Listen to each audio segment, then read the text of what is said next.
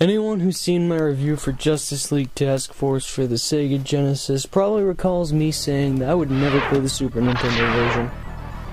Well, I went ahead and did a little research and looked up a few videos and decided, you know what, this game doesn't look like the nightmare that hides in my Genesis cartridge. So I saw it at a retro game store and said, you know what, it's not expensive, I'll go ahead and try it, what's there to lose? So here we have it, Justice League Task Force for the Super Nintendo. But is it super compared to the Genesis?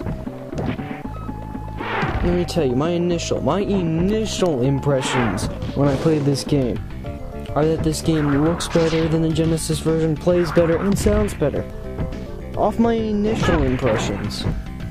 Look-wise, it's not the most visually impressive Super Nintendo game, but it's a halfway decent-looking game nonetheless. The stages match the characters well. The character sprites aren't too bad. My only complaint is that the actual graphic design and menus and stuff is pretty bland. Otherwise, looks aren't a huge problem here. The biggest difference between the Sega Genesis version and the Super Nintendo has to be in playability.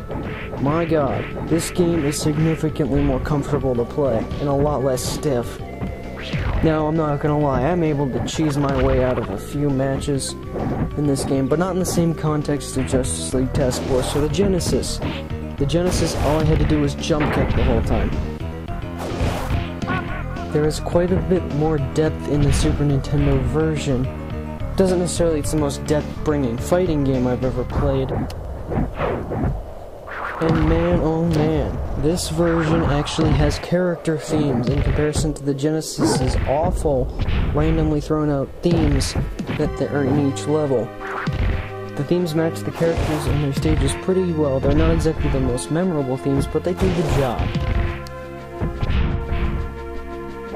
The game carries over the same modes and characters from the Genesis, so yep, you're going to be playing Mullet Superman and Aquaman again.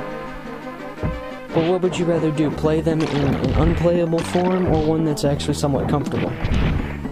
Now, I'm pretty much done nailing the fact that this game, compared to the Genesis version, I prefer it a lot more. But is this a good game overall? As a fighting game, I've got to say it's actually pretty mediocre. It's a very average level fighting game. There's not a ton of depth, though there is more than the Genesis version. It's very playable, but at the same time, the fights can seem very slow-paced and boring. If you're a fan of DC and you really want to pit Superman against Batman, and you don't want to take the time to learn how to play Mortal Kombat vs. DC Universe, I suggest going ahead and trying this. There's not much to lose. It may not be the best Super Nintendo fighting game out there, but you know what? It's definitely not Justice League Task Force or the Genesis.